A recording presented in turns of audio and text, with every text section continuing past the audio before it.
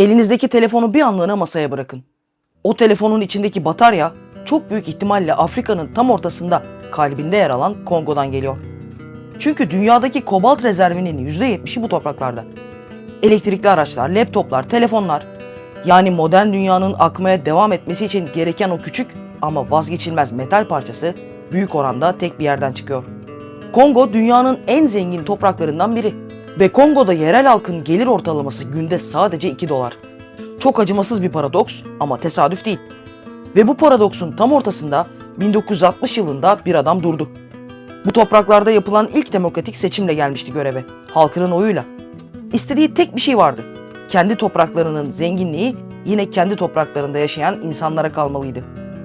Bu vaadini açıkladıktan ve çalışmaya başladıktan sadece 9 ay sonra ortadan kaldırıldı.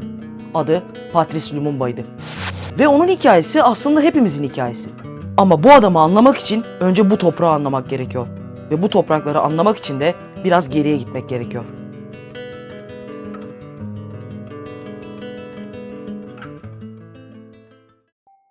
...1950'lerin ortasındayız.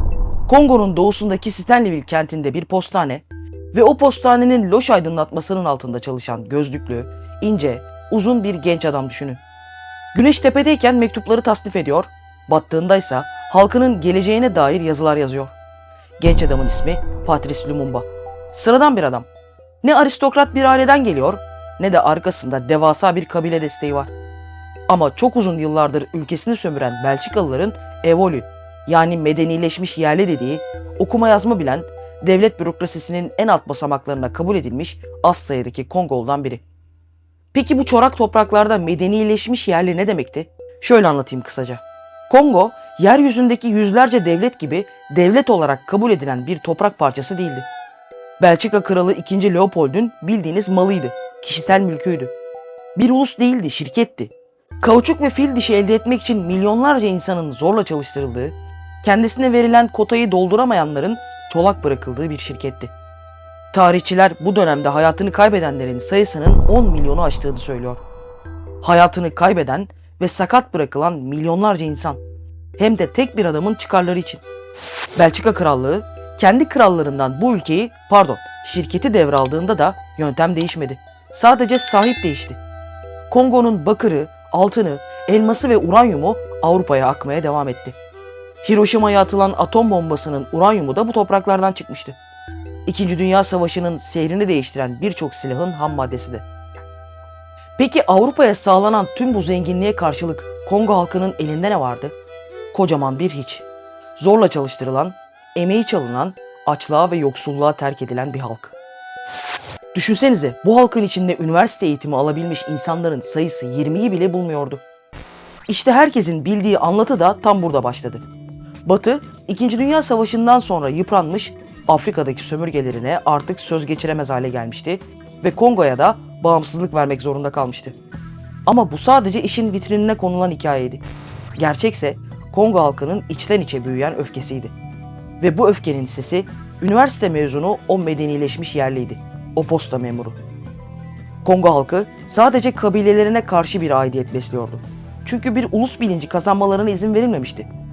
Patrice Lumumba kurduğu Kongo Ulusal Hareketi ile bu aidiyeti değiştirmeye, ülkeyi tek bir ulus olarak birleştirmeye çalıştı. Meydanlarda konuşmaya başladığında insanlar kendilerine liderlik edebilecek korkusuz bir adam görüyordu. 1960'ın Mayıs ayında yapılan ilk demokratik seçimlerde Lumumba'nın partisi sandıktan birinci çıktı. Genç posta memuru artık bu çiçeği burnunda ülkenin başbakanıydı. Çiçeği burnunda tanımlaması da çok umut vaat ediyor, farkındayım. Çünkü bir çiçeğin masumiyetinden fersah fersah uzağa savrulacaktı sonrasında yaşananlar. Brüksel'in hesabı ise son derece rasyoneldi. Siyaseti yerlilere bırakacaklardı. Ama madenleri, orduyu ve parayı ellerinde tutmaya devam edeceklerdi. Yani Kongo sadece kağıt üzerinde bağımsız olacaktı. Gerçekte ise aynı şirket, aynı mantıkla ve aynı patrona kazandırmaya devam edecekti. Ve bu sahte bağımsızlık tiyatrosu Lumumba'nın ilk hamlesiyle çöktü. Peki neydi o hamle? Dünyanın egemenlerini, yani Washington'ı ve Brüksel'i dehşete düşüren bu genç başbakanın hangi sözleriydi?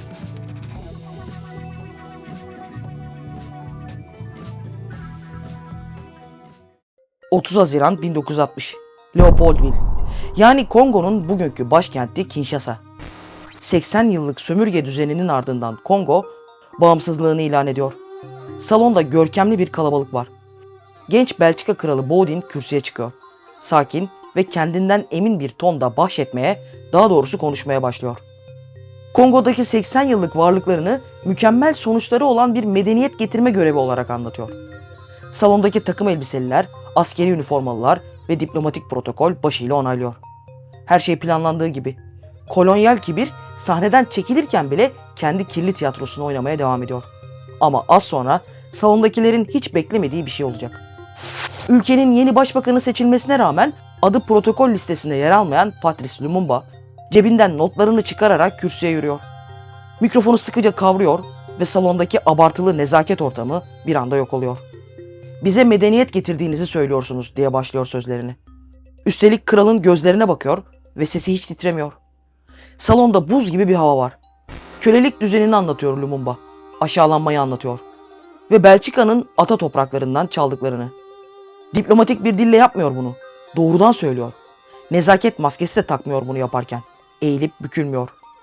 Genç kral Baudouin'in yüzündeki tebessüm donuyor bir anda. Herkes birbirine bakıyor. Bu sadece Lumumba'nın içini döktüğü bir konuşma olarak geçmeyecek tarihe. Küresel güç odaklarının tam ortasına geri dönüşü olmayan ve pimi çekilmiş bir bomba bıraktı Lumumba o gün. Ve Batı kamuoyunda büyük bir etiket yapıştırıldığı anların tam ortasına. Tehlikeli. Peki Lumumba'yı gerçekten tehlikeli yapan şey neydi? Ülkesini sömüren Belçikalıları ve onlarla birlikte Batı dünyasını herkesin gözü önünde azarlaması mı? Hayır. Egosu zedelenen bir kralın gururundan çok daha fazlası vardı. Afrika topraklarının ortasındaki Kongo'yu kırmızı bir daire içinde işaretlemelerine neden olan bir toprak parçasıydı mesele. Yani Katanga. Kongo'nun güneyindeki bu eyalette dünyanın en saf bakır, uranyum ve kobalt yatakları vardı. Modern dünyanın, gelişen sanayinin ve nükleer silahlanma yarışının can damarıydı burası. Görünüşte Belçika, Kongo'yu terk ediyordu ama Katanga'daki madenleri işleten devasa şirket yani Union Miniere, Brüksel'den yönetilmeye devam ediyordu. Yani meselenin ismi değişmişti sadece. Özü aynıydı. Ama Lumumba başbakanlık koltuğuna oturduğu an bu çarkı tersine çevirmeye karar verdi. Zaten bu amaçla yetiştirmişti kendisini. Madenlerin kamulaştırılacağını ilan etti hemen. Kongo'nun zenginliği Kongolulara kalacaktı. İdeali buydu. Fakat bu Batı'nın en büyük kırmızı çizgisiydi. Washington derhal Lumumba'nın profilini çıkardı ve onun hakkında çalışmaya başladı. Tek bir karşılığı vardı onların gözünde. Afrikalı Fidel Castro. Gerçi komünist ideolojiye bağlı değildi Lumumba. Ülkesinin gerçekten bağımsız olması için çalışan milliyetçi biriydi. Ama Soğuk Savaş'ın katı dünyasında bu ikisinin birbirinden farkı yoktu. Ve Lumumba için kötü günler başlıyordu. Bağımsızlığın kazanılmasının üzerinden daha 2 hafta geçmemişti ki Kongo ordusu isyan etti. Ülke Batı tarafından planlanan bir kaosun içine çekildi. Belçika'nın gözbebeği Katanga eyaleti yine Belçika tarafından silah ve parayla desteklenen işbirlikçi bir lider öncülüğünde bağımsızlığını ilan etti. Lumumba'nın elinde ne güvenilir bir ordu kalmıştı ne de bu kaosa direnmek için para. O da çaresizce her kapıyı çaldı. Birleşmiş Milletler'e başvurdu ve barış gücü askerlerinin gelmesini ve toprak bütünlüğünün korunmasını istedi. Barış gücü askerleri Kongo'ya geldi ama Lumumba'nın istediği şekilde değil. Katanga'ya girmediler. Belçikalı askerlere dokunmadılar. Lumumba'nın en temel taleplerini reddettiler. Başka seçeneği kalmayınca da Moskova'ya döndü Lumumba. Askeri destek istedi onlardan. Sovyetler de uçak ve lojistik destek gönderdi. İşte bu hamle Washington'daki paranoyayı zirveye taşıdı. Soğuk Savaş yıllarının Washington'ını tek bir kelimeyle özetleyecek olsaydık paranoya derdik zaten. CIA direktörü Alan Dulles, Oval Ofis'te Başkan Eisenhower'ın gözlerinin içine bakarak Lumumba'yı yok etmeleri gerektiğini söyledi. Bu CIA'nin önceliğiydi artık. Castro'yu devrim olmadan ortadan kaldıramamışlar ve Küba'da olanlar olmuştu. Benzer bir durumun Kongo'da yaşanmasına izin veremezlerdi. Eisenhower onay verdi ve dünyanın en büyük istihbarat aygıtı hemen harekete geçti. Ama bu hikayenin en az bilinen ve en can yakan kısmı henüz gelmedi. Yıllar sonra Belçikalı komiser Soyete'nin televizyonlardan canlı yayınlanan itirafı. Ne düşüneceğinizi gerçekten çok merak ediyorum.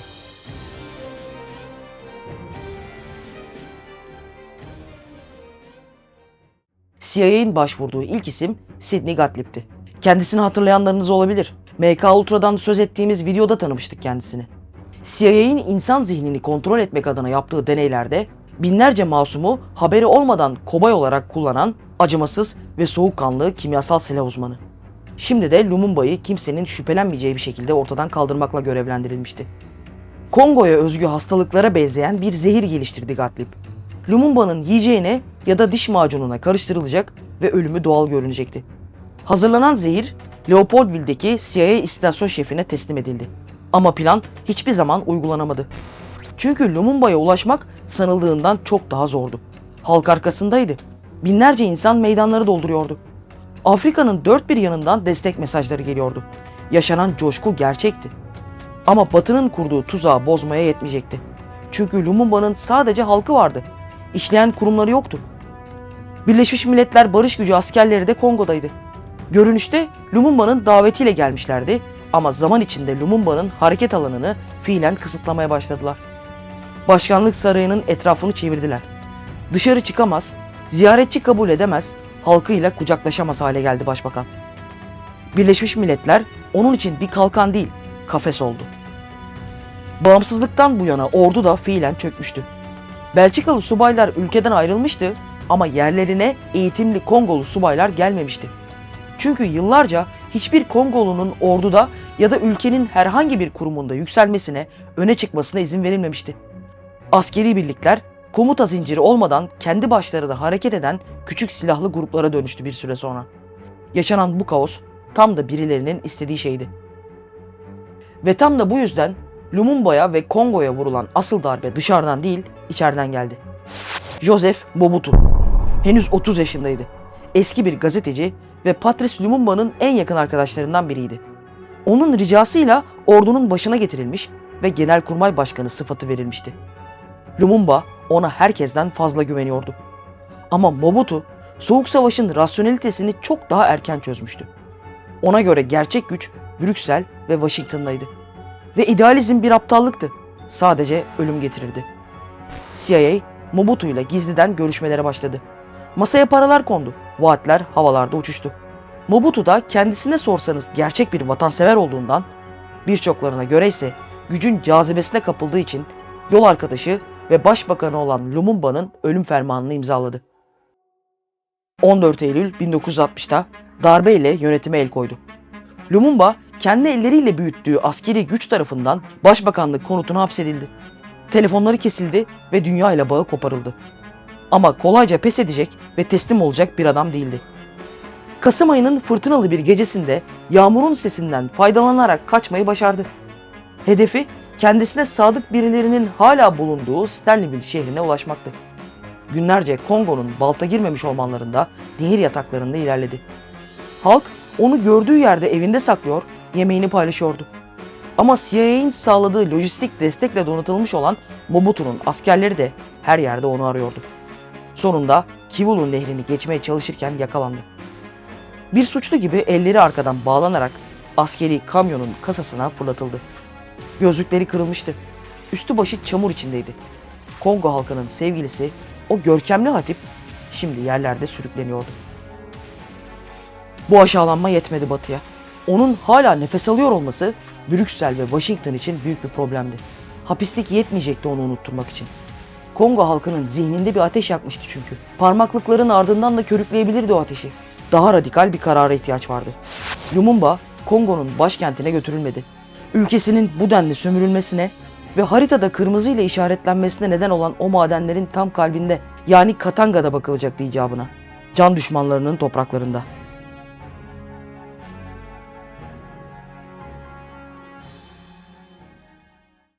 ...17 Ocak 1961. Gecenin bir yarısı. Katanga'nın ıssız ve derin ormanı. Birkaç askeri aracın farı ağaç gövdelerini aydınlatıyor. 3 adamın da elleri arkadan bağlı. Ortadakinin gözlükleri çoktan kırılmış. Üstü başı çamur içinde. Patrice Lumumba. Kimse konuşmuyor. Emirler fısıltıyla veriliyor. İşledikleri günahı kimse duymasın istiyorlar sanki. Görünüşte olan biten Kongo'nun iç hesaplaşması. Ama az sonra yaşanacakların hepsi binlerce kilometre uzaktaki aydınlık ofislerde planlandı. Brüksel'de ve Washington'da. Birkaç el silah sesi yankılanıyor ormanın derinliklerinde. Ağaçlara tüneyen küçük kuşlar havalanıyor ve 3 beden toprağa düşüyor. Bir lideri öldürebilirsiniz. Peki ya onun temsil ettiği fikri? Onu nasıl yok edeceksiniz? Katiller de işte tam bu sorunun cevabından korkuyordu.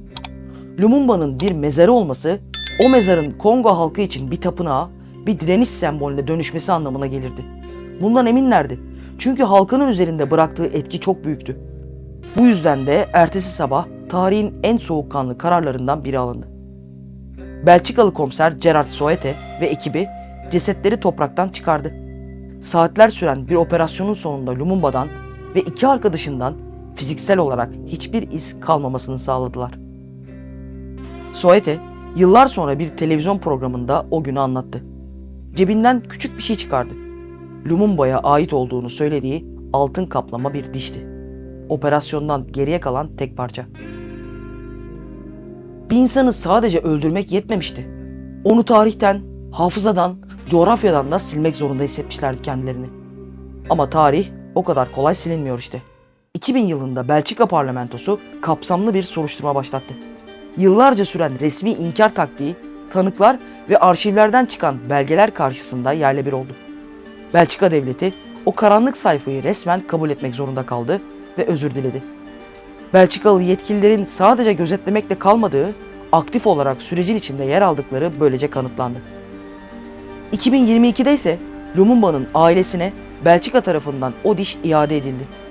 Brüksel'deki Egmont Sarayı'nda yapılan törende dönemin Belçika Kralı, Belçika Başbakanı ve Kongo Cumhurbaşkanı yan yanaydı. Kongo hükümeti o günü ulusal yas günü ilan etti. Lumumba'nın ailesi ise 60 yılı aşkın bir sürenin sonunda nihayet bir defin töreni yapabildi.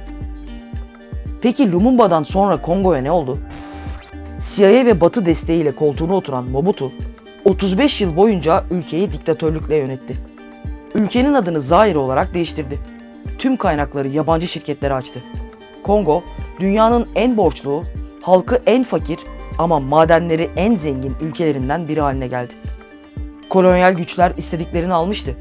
Lumumba gitmiş, yerine kontrollü kolay bir yönetim gelmişti.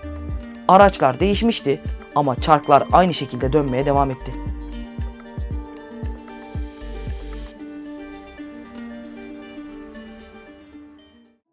...30 Haziran 1960, Leopoldville'deki bağımsızlık töreni. Lumumba kürsüye çıktığında o salondaki herkes ona baktı. Kral baktı, diplomatlar baktı, istihbarat subayları baktı ve hepsi farklı bir şey gördü. Kongo halkı ilk kez kendisi gibi konuşan bir lider gördü. Batı dünyası ise varlığına derhal son verilmesi gereken bir tehdit gördü. Ve tarih çok geçmeden haklının kim olduğunu ortaya çıkardı ama bedeli çok ağır oldu. Lumumba'nın istediği şey aslında çok basitti. Kendi topraklarının zenginliğinin yine kendi halkına kalması. Başka bir şey değil. Ama Soğuk Savaş'ın o katı dünyasında bu talep bir ülkenin tamamını tehdit eden bir eylem olarak okundu. 9 ay. Bağımsızlık konuşmasından Katanga'nın ıssız ormanlarına kadar sadece 9 ay. Şimdi elinizdeki telefona bakın ya da masanızdaki bilgisayara. İçlerindeki kobalt büyük ihtimalle Kongo'dan geliyor. Ve o madende çalışan insanların günlük geliri 1960 yılından bu yana pek de değişmedi. Yani Lumumba'nın hayali gerçekleşmedi. Ama o hayal birileri için hala tehlikeli. Çünkü hala geçerli. Ve şunu sormak istiyorum size. Halkların kendi zenginliklerine sahip çıkma isteği neden birilerini hala rahatsız ediyor? Yoksa asıl rahatsız oldukları şey cevaplar mı? Bu soru sizi düşündürdüyse kırılma noktasında kalmaya devam edin. Bizi desteklemek isterseniz de beğeni butonu bunun için en kolay yol. Yorumlarınızı bekliyorum çünkü ne düşündüğünüzü gerçekten çok merak ediyorum. Ve lütfen bu videoyu bir arkadaşınıza gönderin. Çünkü Patrice Lumumba ve Kongo'nun başına gelenler bilinmeyi hak ediyor.